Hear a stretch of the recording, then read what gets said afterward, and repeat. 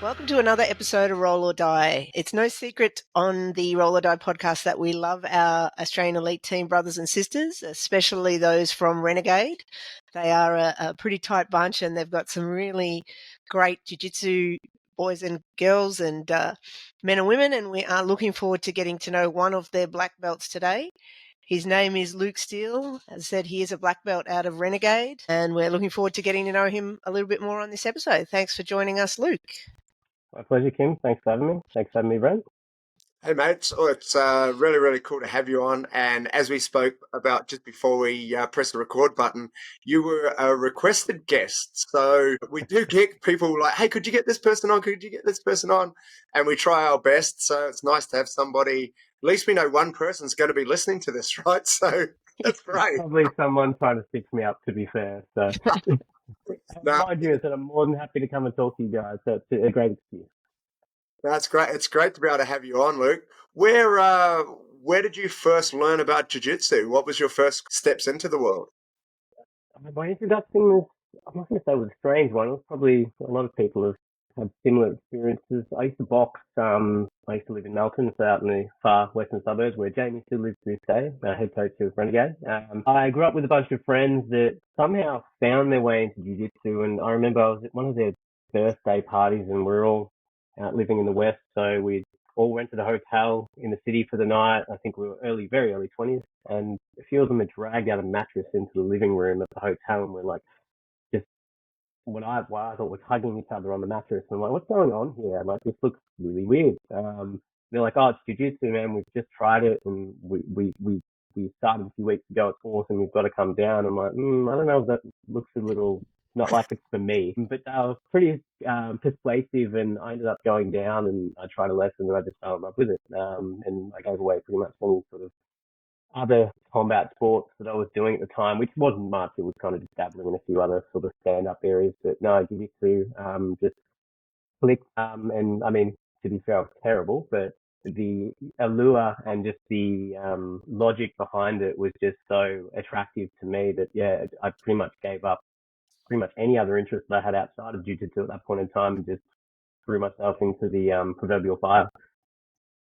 And Luke, was that at Renegade that you started? It was, yes, it was. I remember number 50, I think. So when I first started, Jamie was still a purple belt. So just for context. Yeah. Yeah. And Mick Pope was probably a 10-year purple belt also, so I get to that point. So yeah, it was probably the oldest purple belt I've ever seen in my life. So. Brent's about to get his purple belt, I think, pretty soon. So maybe he might take that mantle from. Well, it's very much deserved. Might I just say, Brent, congratulations, national champ. So let's just call that out. So a humble man, but a extremely skilled man, and I do owe you a role too, by the way. So yeah, man, I'm looking forward to that one, Luke. That'll be really cool. I appreciate that. It was it's always a fun event. I think getting along to the nationals or the Pan Packs or whatever those sort of events are, even the local ones. I think specifically the Masters divisions, it's such a friendly environment. I think the adults go out to kill each other for the most part, and the Masters go out to hug each other. So it was a good time. Yeah, and it looked like Ponteverdle was remiss to unfortunately not be able to participate this past weekend, but that's maybe another endeavour for next year. Yeah, so from that then, what was your first foray into a tournament? Or where did that sort of go? Were you a white belt competing, or were you like... I was definitely a white belt, yes. Probably maybe a one-stripe white belt, I'd imagine. I think Jamie, back in the day, and I still think he has from us now, though I don't pay as much attention to it. To be completely fair, I think you at least have to have a one-stripe, but I think it was probably an internal Renegade tournament, so Jamie used to do a lot for the jiu-jitsu community, and still does for that matter, and would run internal tournaments to Renegade to sort of give not only Renegade students, but other gyms within the Victorian community the opportunity to bring in some newbies and give them, I guess, a taste of what a competition arena and format would look like, but it was in the form of a round robin, and it was a very gentle introduction into what some of these higher pressure and these obviously more prestigious tournaments. So obviously the nationals, the Pan Pacs, and I guess the state championships and whatnot. So yeah, that was probably my first foray into the competition setting. How I did or what those outcomes were, I couldn't tell you. Because, and Jamie says this, and I'll still say this, and I'll echo this sentiment. No one remembers your last match or when you lost other than you. So, and I guess you need to apply that advice just as a prerequisite to your competition sort of mindset, that go out there, but you're going to be the only one that remembers the result, no one else. What year are we talking here, Luke? This would be, I would say, the 2011, 2012. I can't, again, a bit sketchy. I'd like to use these years so I'm getting older, but I really can't. Maybe Not just in this I've blocked company, Not in this room. Yeah. Yeah, look, you touch on two really important things there, I think. Like, I always recommend to people, compete at white belt as much as you can. Don't leave it till blue belt to start competing. I don't know why some people sort of think they need to have the coloured belt to be, good at jiu-jitsu before they can actually compete. But in my opinion, overthink it all too much, and you make it much bigger than what it is if you sort of keep putting it off and keep waiting for that next belt or whatever. And exactly as you said, like, no one actually cares how you do. Like, actually, even your coach is not going to judge you and say, oh, that was a terrible performance. You did so terribly. But I guess we all kind of get in our own heads about competitions, don't we? And we really overthink it all so much. So yeah, I really remember those Renegade and those in-house tournaments. I wonder, will they be bringing them back at all now, or not so much, because they were great? Not sure. Yeah, look, I don't think it's within the immediate future. It's pretty close to maybe tonight, actually. So I'll be curious myself, because I think it was done away with for a little while, just as we moved in. It was last year now. Ironically, literally across from one building to a building that was like 10 meters away, which was quite convenient, all things considered. So potentially, I think the way in which the new gym is, I guess, laid out may not be conducive to be able to hold tournaments in that manner, but never say never, I guess. But You've not got Grappling right Industries now anyway, which seems to be, exactly, feels like it's every other month. So yeah, and I mean, I've competed. I did a black belt tournament, which I think was my actual first tournament at black belt. After a long time away from the competition arena, I think it was last year actually. And yeah, I couldn't speak more highly of the event. And again, saw that round robin format. So it's not as brutal as obviously those bigger tournaments where it's one loss and you're done for the day. So you've got to. It's not to say, like, some people, myself probably included, as slow starters when it comes into the repetition of competing. So having the ability to sort of know that it's not a do or die situation, as much as obviously you want to come out with a victory, and then have the ability to turn things around, is always more egregious to be able to work with, as opposed to, again, those specific knockout formats. And yeah, Grappling Industries seem to fill that void when it comes to that local tournament space. And then, to be fair, Dominance used to do it as well. I remember back as a white belt, and this was at the old Dominance in Abbotsford, I believe. I think it was Abbotsford. I'm trying to think of the address here, but I think I did a white belt. It was a sub-only tournament, and I had a 40-minute match as a white belt. And I remember the day, and Dave Hart had said at the start of the day, no matches will go longer than 15 minutes. And I had two. One was at 20 minutes that I won, and then a 40-minute one, which I think I ended up tapping out of just pure exhaustion. And I'd also, very silly, gone out. I think I used to play in a band, so I'd gone out the night before we played a show, and I'd gone on a bit of for lack of a better term, a bit of a bender. So I was horrendously hungover. So yeah, it was, those dominant tournaments as well were really good. And I mean, they were very integral in sort of giving me the experience into those local sort of gym tournaments, which then gave, I guess, a bit more confidence into moving into those bigger types of tournaments to compete within. I was just going to say as well, Kim, just in regards to your comments before, we are always our own harshest critics when it comes to how we view ourselves and our performances. And as you said, no one does at the end of the day and fundamentally care. And I don't mean in the way they don't care about you. And Jamie said this, and Minos from Australian Elite Team says the same thing. We'll love you as much as to whether you win or lose when you walk off the mat. Like, it's no fundamental difference to us. And I guess that's the sign of a good coach or a good culture. It's not about what that person can win. It's about who they are as individuals and the respective coaches and recognizing them as human beings and not as just competitors.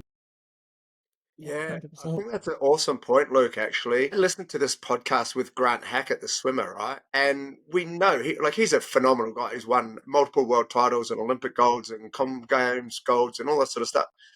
And he was asked about the silver medals that he got. And he's like, oh, yeah, they're failures. They're disgusting. And like, that was the word, like disgusting.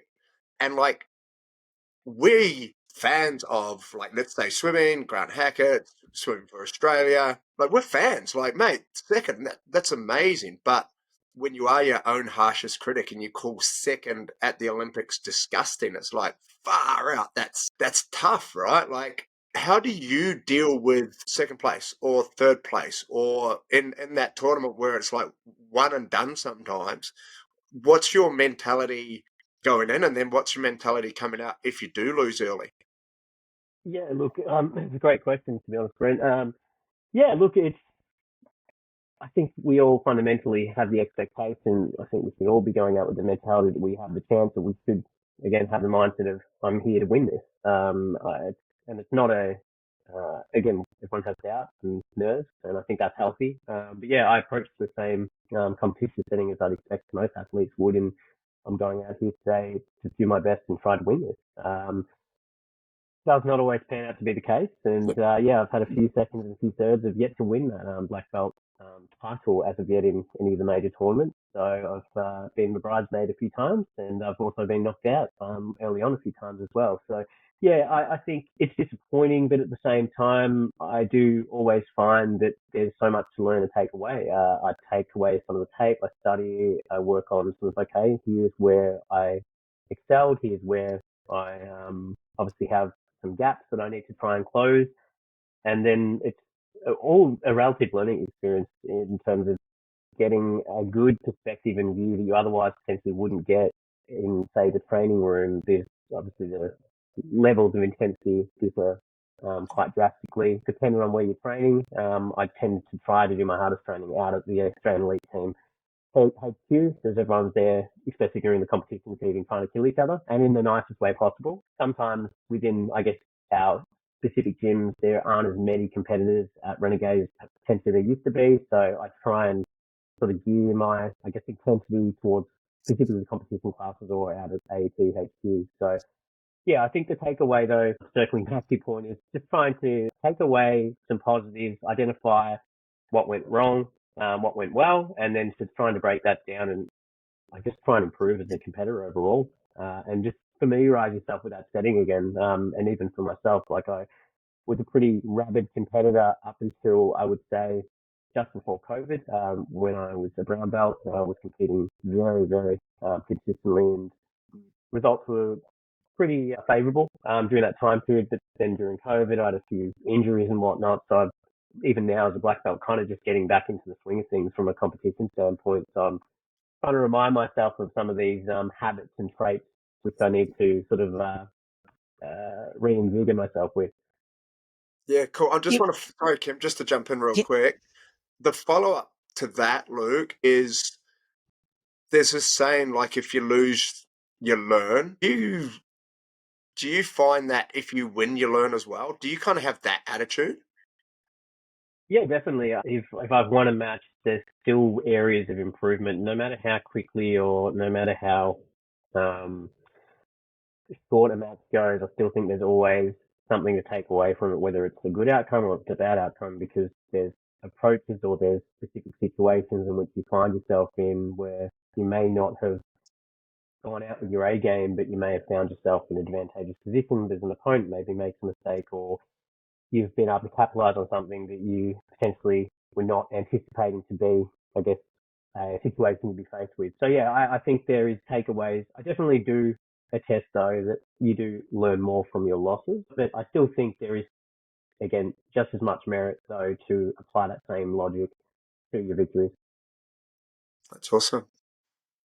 Just for anyone who's listening, watching rather than listening here, got this photo. So you're talking about those renegade white belt comps there. Yeah, look at that This belt is tie, geez. That that's is, fantastic. to be fair, I've got some teammates that are black belts that still try and tie their belts. So I can thankfully, I do the good old Hollywood tie, which is it should be famous for most people. It's the Gracie tutorial from a million years ago where they show all the different styles of belt ties, and the Hollywood belt tie is and will forever be the way I tie my belt. So thankfully, yeah, my ability to tie my belt's got a lot better. I'm definitely not looking as youthful there, but I'm maybe a little bit happier in my face when there are photos taken of me these days. So I think that was a intense white belt mean mugging stare from Yeah, that photo. So. If you are yeah, listening to the podcast version, sort of pause it for a sec, jump on YouTube, skip to about 16 minutes or something through, and then check out like young Luke. He's got that steely look in there too, right? Like that blue belt. I know what's up. This guy's going to get smashed.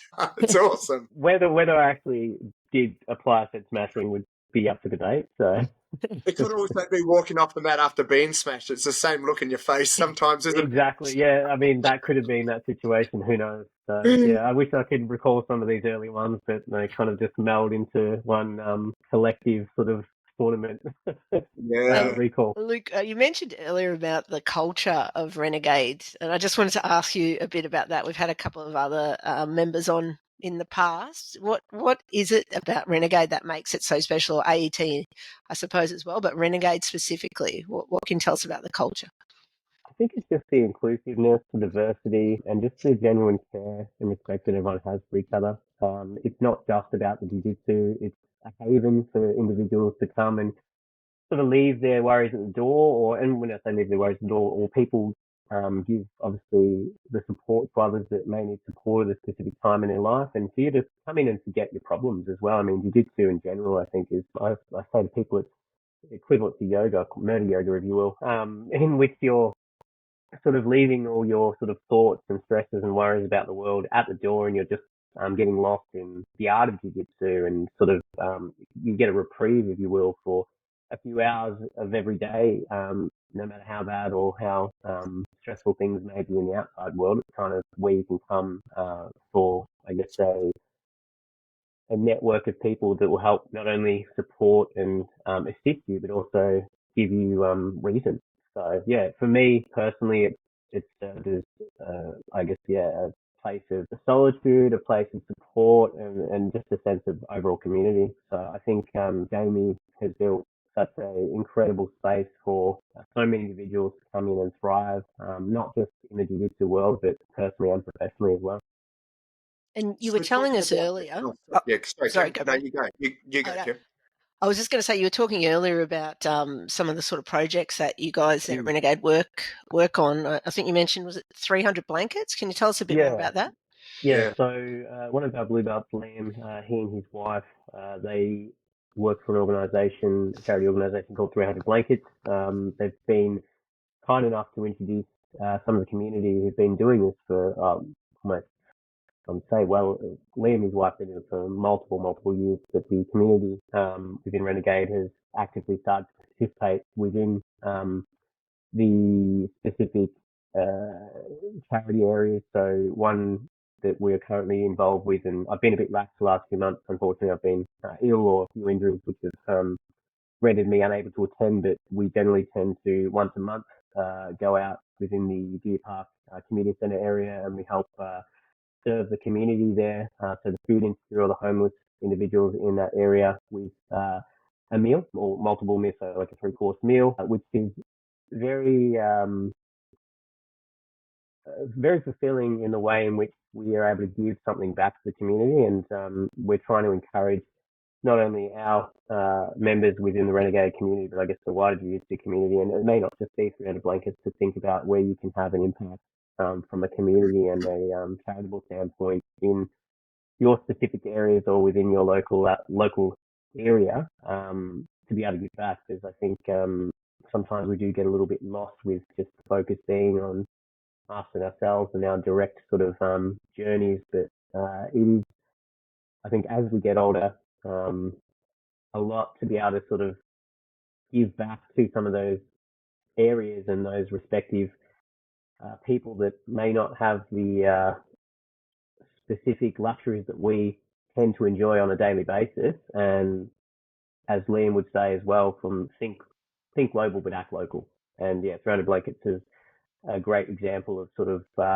what that message entails. And yeah, they're doing some really great work within the community, not just within the deer park area, but within the CBD. So they'll go out on, I believe it's Tuesday and Thursday nights, and provide blankets to obviously homeless individuals, and just have chats and recognise them as individuals and human beings as well. So yeah, that's something that we're trying to push within the gym. I want to say push, not push upon people, but give people the opportunity to get involved if they would like to. And there's been many members of the gym that are religiously there, not even monthly, on a weekly basis as well. So kudos to, I guess, all those people that are helping and giving back.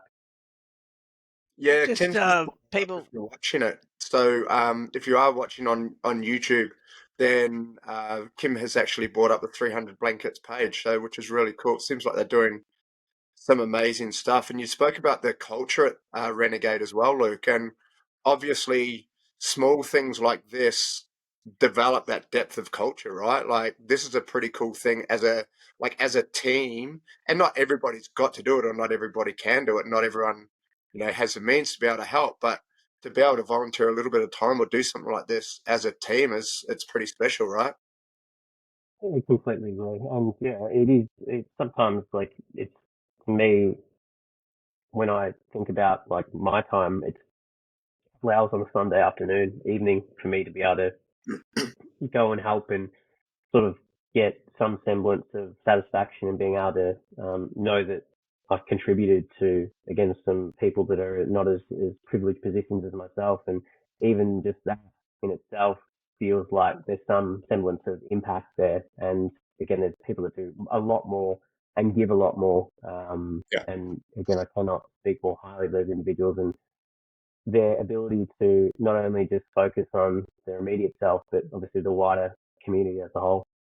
I think the feeling of giving is something that's really special. And whether like I've got friends who are very talented in areas, right? Like a really good friend of mine is very, very talented at building race cars and that sort of thing. And I'm like, hey mate, when you're doing something on your car, can I come and give you a hand? Because I know nothing, but I love learning about things.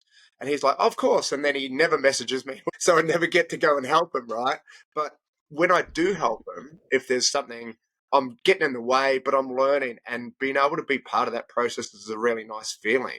And I think, now as a blue belt, sometimes I'll be helping a white belt with something, and I feel good for being able to do that. But I remember when I first started jiu-jitsu, people who were higher ranked than me, and even now, like one of my main training partners when I'm at the gym is a black belt. So I'm like, I roll with him more or less every day, and I'm like, thank you for allowing me to roll with you because you don't get anything from this. And he's like, no, I do get a lot from this. Like he gets to smash me and do weird things, right? But it was hard for me to see the correlation of you're so much better. You're just giving me your time. And I think being able to give to the community exactly like that, it is such a nice feeling, like that giving of time. It's such a nice feeling to be able to do. Like your heart kind of becomes a little bit full from doing it, doesn't it? It definitely does. And yeah, and circling back to your point and just reaffirming Kieran's approach towards rolling lower belts, I cannot reiterate enough that there is this misconception along with lower belts thinking that they're taking up our time and vice versa. Like I will roll anyone, like any Yeah, belt, any rank, and I always get something from it because yeah, whether it be me teaching a technique, because for example, like sometimes we just intrinsically do things via muscle memory, but when I'm sort of forced to sit back and explain something and break down, I pick something up from sort of explaining the move, being like, oh, I do this and this is the actual rationale as to why I do it, as opposed to I've just instinctively grabbed this grip or this position when rolling with this person. So yeah, I really just want to focus on that point, to think that, and to affirm to anyone that's listening, that maybe a lower belt is to grab your upper belt at any chance you can get and unfortunately, I have a bit of a wrestling bitch face, and it's not intentional. But when I'm in the gym, sometimes I think people are a little bit intimidated to come up, and You think once they've you do, actually, Luke? You should see my face. yeah, but yours is a lot more pleasant to look at, Kim. So, um, so yeah, I think sometimes there is that that scarcity, or not scarcity, that intimidation factor that some people sort of put you up on a pedestal. But even within my own gym, I love it when anyone comes up and asks me to roll, especially lower belts. It just gives me great pleasure in being able to not only be able to give some assistance, but yeah, I get something out of it as well. I might try something crazy, but very, very gently on someone to be like, okay, well, I'm not going to get this on, say, my main training partner who made me Yeah. a black belt, so I'm going to work a specific move, or I'll work myself out of a really poor position. So yeah, there's always something to gain to rolling everyone at any level, in my opinion. So lesser So, belts, if Kim, you are watching or listening, yeah, always remember that. so this is a question from me to both you, Luke, and to Kim, actually. What's some advice for lower belts on how to roll with an upper belt, or how to roll with a, brown belt or a black belt? What's some advice to give to us?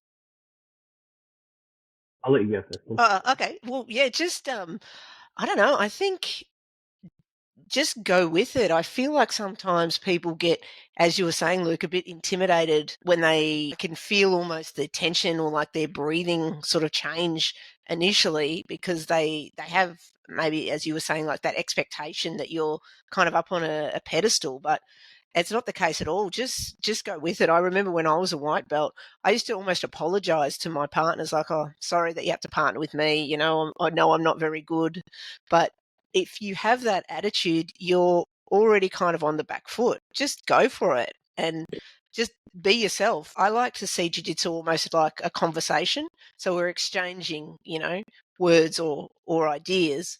So I'll try and match your pace. So Yeah. go with that. Like whatever you give me, I'll try and give it back. Not too much. Sometimes one person can be shouting the whole time and I don't want to be shouting back at you. But if we just sort of exchange nicely and try and just go with that, that would be my advice. What do you think, Luke? Cool.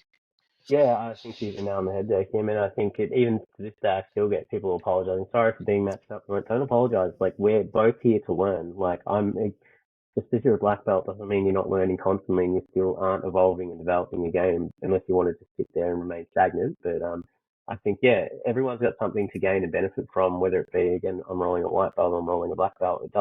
Um, it doesn't matter to me. And Exactly. to your point as well, like reaffirming that they're relaxed and that they're able to roll with their game and they try not, and you have to remind sometimes because again, white belts generally tend to be a bit tense, especially the newer ones, and just reminding, hey, this is just a casual roll. I'll match your pace, I'll match your energy, and I'll generally, and with any partner I'll generally ask, are you injured? Is there anything I need to be mindful of, especially for the lower belts as well? I think for the higher belts, I'll ask, but like if I've got an injury or I've got to worry, I don't tell anyone to worry about it because being a higher belt, I know what It's on positions you. I should or shouldn't Yeah. be in, and I can recognise where I'm in danger. Whereas in some of these lower belts, don't have that ability just yet. So I guess it's also just being cognizant to remind, hey, if there is something I need to be aware of, let me know, and we'll work around that. So yeah, but I think you hit the nail on the head, Kim. It's just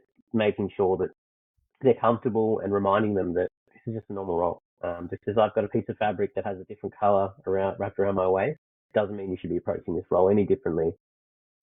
And the other thing too, as a black belt, I don't know about you, but I don't want to roll all brown and black belts every class anyway. Like I want to have a bit of a mix in there. Like not to sound conceited, not to say that white belt's an easier roll. Sometimes rolling a white belt can actually be harder than rolling a brown or a The black belt. intensity levels can definitely be higher. But it's good to mix it up. Like, was it one of our previous episodes? We were saying like you should spend a third of your time rolling people at a lower rank than you, a third of the time people at your rank, and a third of the time a rank or two above you. So yeah, I don't want to just roll with other black belts all the time. That I don't think my body could deal with that anyway at 49 Yeah, years of age. So yeah, yeah, I completely agree, Jim. I think it's getting a good variety of roles and training in with various types of levels, and that's going to fundamentally not just benefit you, but benefit the gym as a whole, because everyone's getting the ability to have a different experience with different types of training partners and different varying degrees of experience. Yeah. Yeah, And I love just, it. sorry, go, Brent. No, you carry on, Kim. I've got a couple of questions, but they're further along, so you're good. You're good. Carry Well, on. my question was actually way off center here. I was just wondering if you could tell me about the time when your car was sexually violated by a homeless guy outside of the academy. So this was either a repeated story from Jamie or from one of my training partners, Longley. So it was probably fed to Jamie from Longley. So yeah, but one of my training partners, Longley, is a very high level brown belt who he and I, when we roll, just tend to try to wrist lock each other. There's no actual intent to do anything other than that, just because we just trash talk each other that much. So our sessions, doesn't matter what position we're in or how bad of a spot we're in, it's just generally us trying to wrist lock each other just for the sake of it. But I think it was, this would have been about a month or two ago, I think. And it was an OD night, and we were walking upstairs and we saw what appeared to be say homeless, but someone that was under the influence, let's just put it that way, who was stumbling around the car park out back of the gym, and he was doing some stretches on a pole, like some very impressive stretches to be fair. I'm like, if I tried to do that, I'd probably tear my hamstring. But lo and behold, this gentleman then proceeded to take down his pants and was like just shaking everything he's been given into the wind, and then was meandering over towards my car, and then was just like shaking at my car. And then we were just, Longley and I were just looking out the window, just in tears of laughter, being like, what's going on out here? And then we thought the gentleman had gone, and I was walking back out to my car, and then apparently he was still in the alleyway out the back. And Longley is actually a member of the force, so he was putting his 30 big boy voice on, and I'm going to say kindly asked this gentleman to vacate the area. So yeah, it was a interesting spectacle to say the least. And then Longley did his best impression of having taken a photo and then sending it to me the next day with a few love hearts edited into said photo around my car. So yeah, he and I have a pretty good rapport when it comes to friendly trash talking, that's for sure. So that was one that he definitely leveraged. That's awesome. What a story, eh? Have you had anything like that, like let's say just real life, where you've kind of needed to go out and use your jiu-jitsu for anything?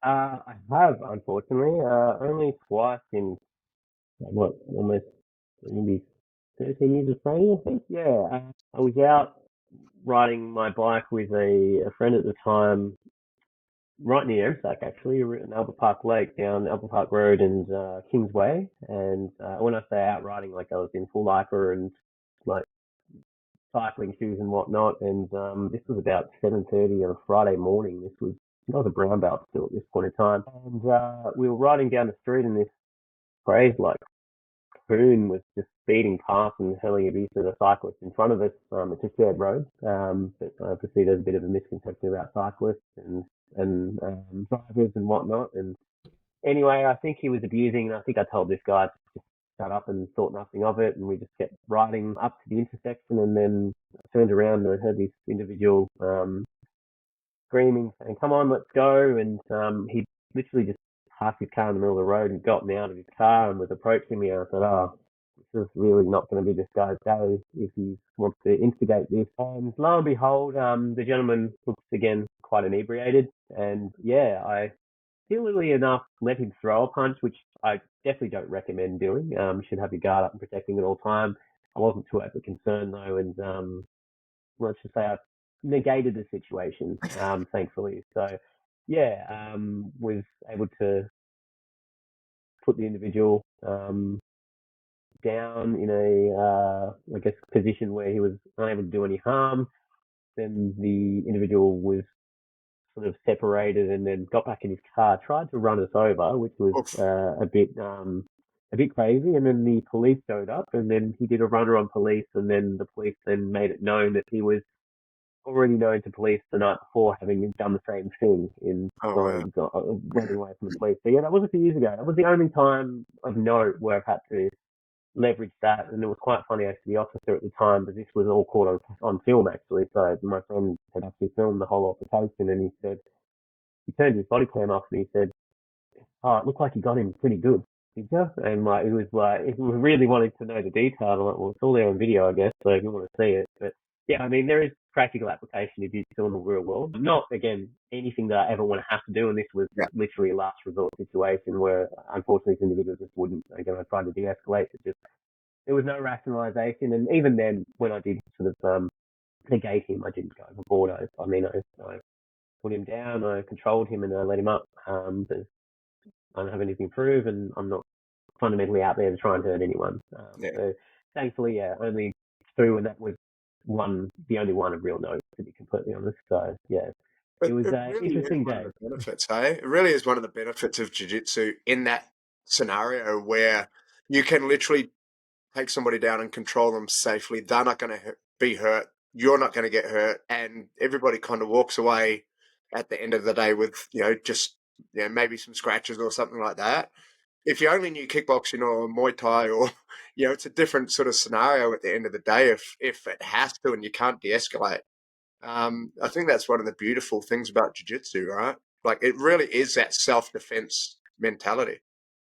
Yeah, I completely agree, Brent. I mean, and if you've got both, if you've got the stand-up and the jiu-jitsu, then that's just an added bonus, to be completely honest. And I think there was an element of distance management because I used to do a bit of striking back in the day, and I have been sparring partner for a few of my friends that have fought and competed in MMA. So I think there was just that element that was helpful in that situation. But yeah, I mean, as I say to everyone, the best way to win a fight is by 10 meters. So just, again, it's not worth the time or the risk. It's just about, unless absolutely necessary, just walk away. And Luke, you said, you've been in the game for about 13 years.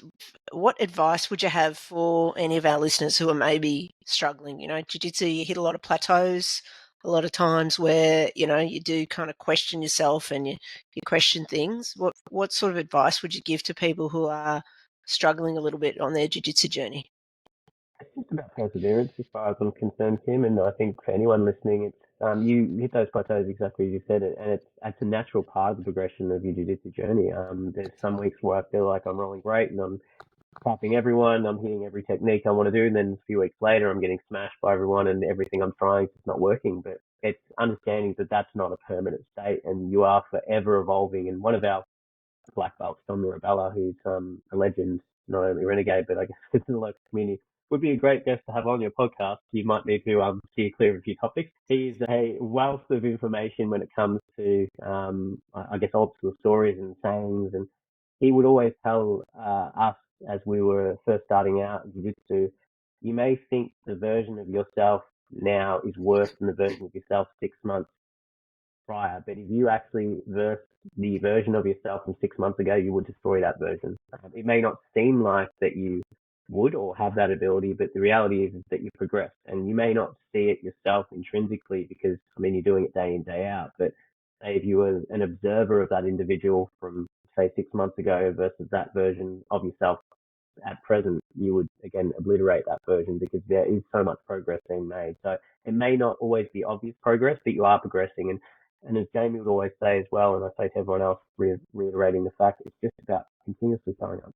As much as within reason, people have different, obviously, lifestyles and factors that influence and the frequency in which they can train, but it literally is just about turning up. And again, it's always easy to turn up or do something when you're feeling good and in the mood to do it. I think you get the most benefit from the nights or the days where you're feeling like, oh, I don't want to go today, or I'm feeling lazy, I'd rather just stay home. Those are the most beneficial settings, or sort of sessions, I should say, because those are the ones where you've persevered to actually be there. It's not like it's something you've looked forward to all day. And as much as I love jiu-jitsu, even I have those days still. And there are times where I'm like, it'd be easy just to stay home and just be a slob tonight. And don't get me wrong, there is a time and place for that as well. But I think perseverance and just turning up is ultimately the key. You will get through that plateau period, I should say, and it will, again, you will find yourself back into that sort of rhythm where you're in a good run, and it'll happen again. It's just a continuation of the journey. Yeah, Sure. I've got this saying in dog training, and it's if it's not raining, it's not training. because training dogs outside and it's raining, the people that come down when it's raining and the weather's really shitty, like those dogs are the ones that come out of it at the end of the day or in 3, 4, 5, 6 months time or a couple of years time, and they listen to everything, like they are well trained dogs. But the ones that are like, oh, it's a little bit wet today, I don't think I'm going to go outside to go to the toilet, like those are the dogs that you kind of end up with these problems with, right? And I think, to your point, Luke, comparing yourself to your training partners, it's never a good idea. And I'm lucky enough, I kind of learnt that relatively early. And a friend of mine who was a training partner back in the day, he just turned around and he goes, mate, what you are doing now, you got to realize that 6 months ago, you would be murdering that person from 6 months ago. And I think it's such a good way to look at it, Luke. I really do. Yeah, I completely agree, Brent. And just going back on the point you mentioned as well, and I didn't really speak to that either, is yeah, making sure you're not comparing, as you said, yourself to your other training partners. Everyone's got their own individual journey, and it's not about competition or where someone else is at. It's just about focusing on your own journey. And when I say focus, it's not to say that no one else matters, but trying to compare or again put other people up on a pedestal is not going to benefit you. It's just about acknowledging your own individual journey, not measuring yourself against anyone else other than yourself. Because at the end of the day, it's your experience and no one else's. Yeah. Yeah. And what you were saying earlier too about like going in on those days where you don't want to go. I actually, for me, I've been doing it for over 15 years now. I don't think I can remember a time where I've trained and I've regretted it afterwards. Mm. Like I've always felt better after training, Exactly. even if you're getting Exactly. smashed every round, you still come away from it like glad that I went. Whereas those few times where I haven't gone in, where I'm like, oh no, I'll give it a miss tonight. I actually hate myself those nights. I don't feel better for not training. I always feel worse actually, but Yeah, that's I just me. completely agree with him. No, I think that's a fundamental truth when it comes to setting up those sessions. Yeah, there's never a point where I'm like, I wish I hadn't played tonight. Like, I feel great. Got something out of this. I've obviously got a dopamine hit, if you will, from the fact that I've not only trained jiu-jitsu, but I've seen people that I love and care about, and I'm in this sort of safe space, if you will, where I'm able to practice the art that I love. For Luke, sure. I know that you do other things outside of jiu-jitsu, and specifically one of them's playing in a band, right? Have you got a correlation between music and jiu-jitsu? One of our coaches, training partners, Ronnie, he's a music teacher, and we speak about this a fair bit with Ronnie. Do you sort of see a correlation between learning new skills and bringing like an ability to learn? Do you see anything like that, bringing that together? Yeah, I think so. I haven't really sat down and really unpacked that, if I'm being completely honest, Brent. But I do know and do have a lot of friends that I train with, extremely talented musicians or ex-musicians, and I've rolled with Ronnie. Ronnie's a bloody hard roll and a great guy for that matter as well.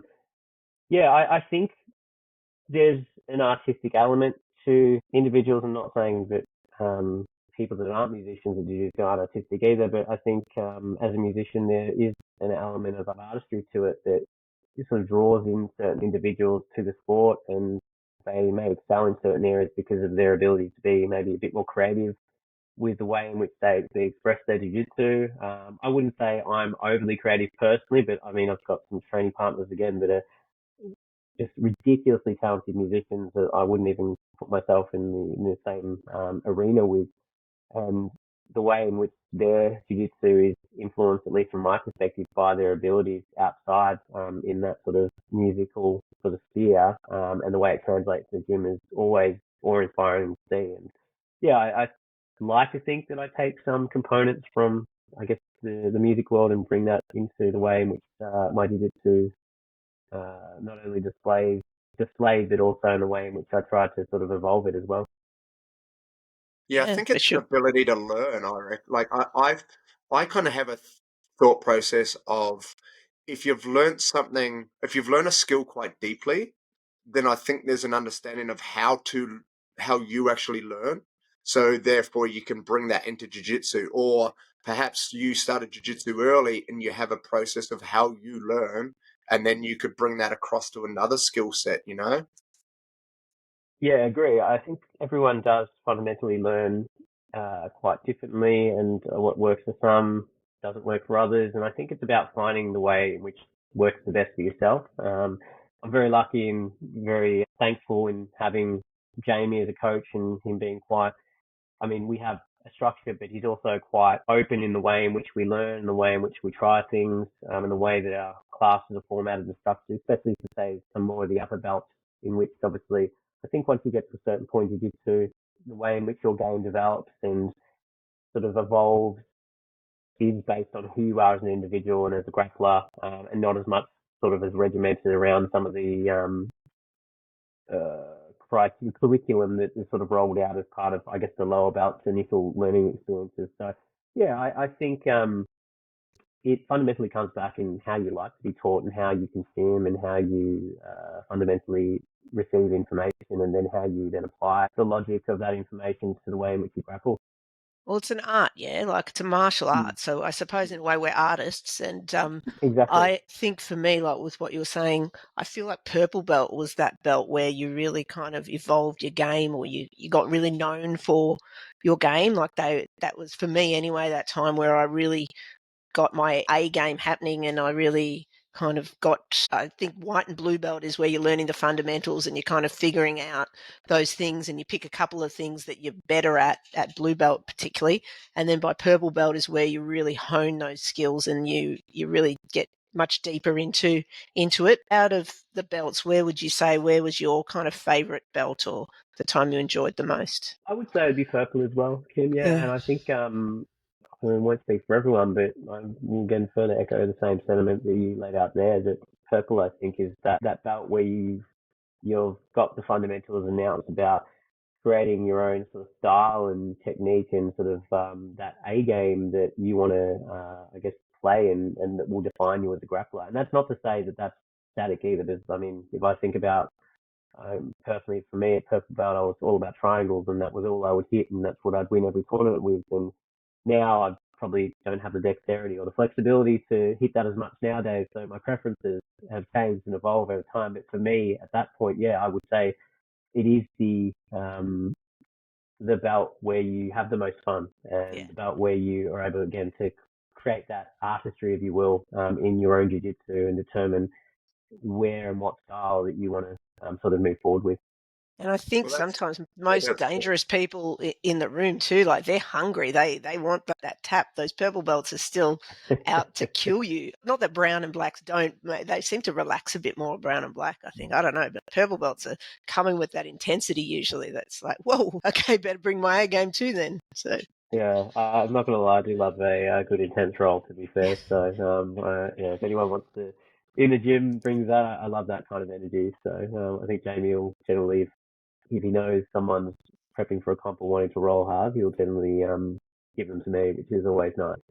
Well, it's good. Like, maybe one day you guys as artists, I'll be able to put my crayons down as this blue belt, Start to advance and maybe pick some paints up or something like that. What's forward for you, Luke? Are you looking at competitions going forward? And also, mate, have you travelled overseas and trained overseas or competed overseas at all? Yeah, I've done a lot of travel and training and competing overseas. To be honest, Brent, not a black belt to be completely frank, but yeah, I mean, when I was first starting out, I remember I did a 6 week Europe trip when I was a blue belt, and the first thing I did on the trip was I mapped out where I was staying based on the nearest jiu-jitsu gym. And I reckon I did about 10 countries, and I rolled in every country, because I was just obsessed, especially at that point. Not that I'm not now, but Yeah. like that was the whole premise of my trip, was not about what I was going to see, it was where could I train. So yeah, I've trained in countless countries throughout Europe.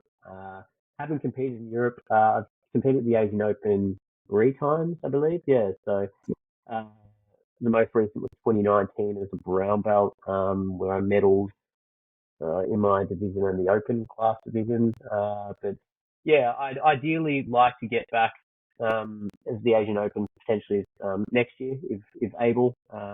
Would like to do the Euros one year as well. That would be great. But yeah, I think this year my competition season might be over. Just been coming back from a knee injury actually, which was a bit of a frustration. So yeah, I think the Pan Pac ideally would be great, but whether my body's going all out this year will be debatable. So yeah, I think for the next 12 months, I think next year we'll be trying to get a few of the say the states and a few of the other tournaments, I guess earlier on in the year, as under my belt, and then ideally sort of gear up towards the Asian Open and even potentially the World Masters as well, which I know you're off to, Brent, as well, which I'm assuming you're leaving in the next few days, I'd imagine. So that's going to Yeah, be exciting, and I'm sure you will crush that as well. So I'm excited to watch you and obviously Link over there as well, your fearless leader and a good friend as well, because he yeah, is definitely someone I take a lot of, yeah, just someone I admire extensively in terms of their ability to not only push themselves as individuals and competitors, but to continuously just keep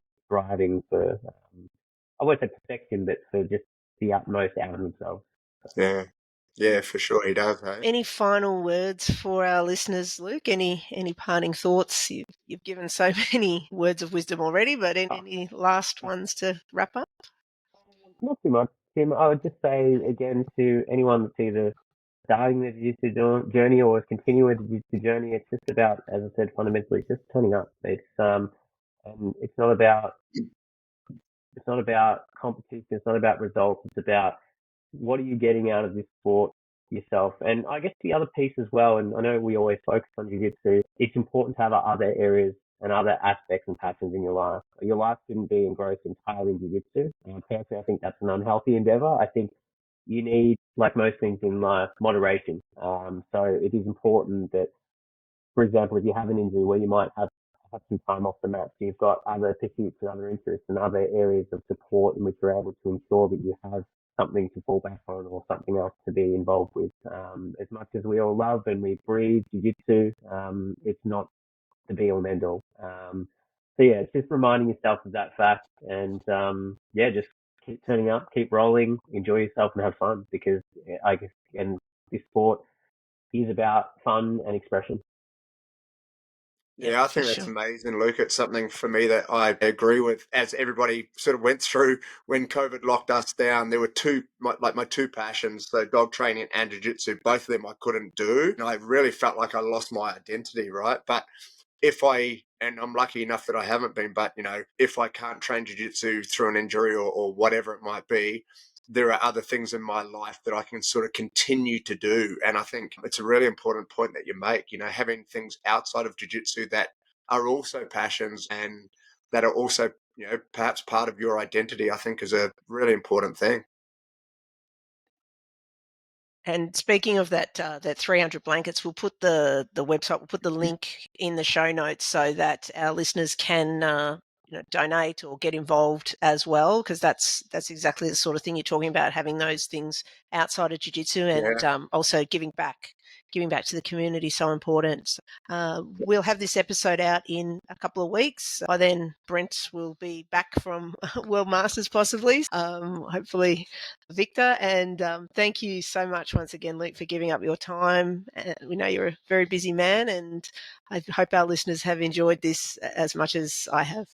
Yeah. My pleasure, Kim. My pleasure, Brent. It's been awesome. And I think, Kim, just before we wrap up, I think you could speak to this. It will be a couple of weeks before this comes out, but it would be pretty remiss of us not to sit there and say congratulations to Adele for absolutely smashing ADCC, to go in, become the first Australian to win a title, let alone two, win the absolute from the lightest division. Like, what an absolute beast. I know we've all sort of trained with Adele. She's a weapon.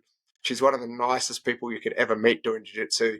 So, Kim, before we wrap up, and Luke, before we wrap up, what would you like to say to that? Yeah, no, 100%. I'm stoked, and I've got to say I don't feel so bad about being triangled by Adele in 60 seconds now, when I could see that some of the best in the world are also only lasting about that long with her, because yeah, she's an absolute beast, and it's just a fantastic story for Australian Jiu-Jitsu too, to see someone that's come up, through the ranks, through the juniors and the juveniles, and I'm just so thrilled that she's sort of getting her rewards now, because she's definitely put in the work over so long, and no one's more deserving of her results than what she has. So yeah, I'm stoked.